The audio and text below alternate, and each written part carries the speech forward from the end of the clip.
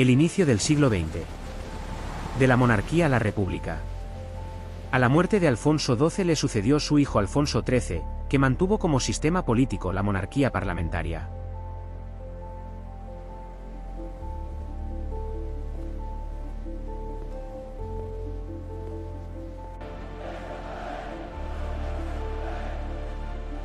Durante su reinado, España vivió graves conflictos políticos y sociales. ¡Exigimos reformas ya! ¡No más opresión! ¡Sois unos traidores! Los enfrentamientos por causas políticas fueron continuos, y en ocasiones, desembocaron en situaciones violentas. Se sucedieron las huelgas en las que la clase obrera denunciaba las duras condiciones de trabajo y la pobreza en la que vivía y reclamaba mejoras en su situación. General, el gobierno es suyo. En 1923, con la excusa de restablecer el orden, el general Miguel Primo de Rivera dio un golpe de Estado y el rey lo aceptó.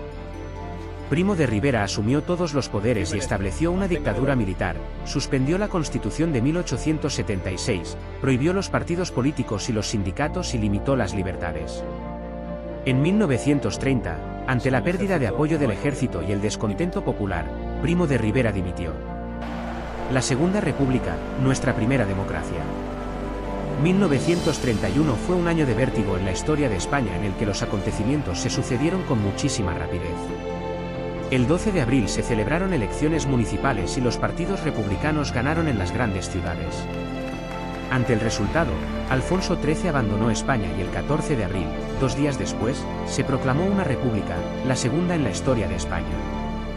En junio, se eligieron Cortes Constituyentes encargadas de redactar una nueva constitución, que fue aprobada el 9 de diciembre de 1931. Se estableció una democracia en España. Se ampliaron los derechos y libertades. Por primera vez, se reconoció el derecho al voto de la mujer en condiciones de igualdad con el hombre. Se implantó la separación entre la Iglesia y el Estado. La religión católica dejó de ser la religión oficial de España. Se permitió la creación de regiones autónomas. En 1932 se aprobó el Estatuto de Autonomía de Cataluña y en 1936 el del País Vasco. Un tiempo de modernización.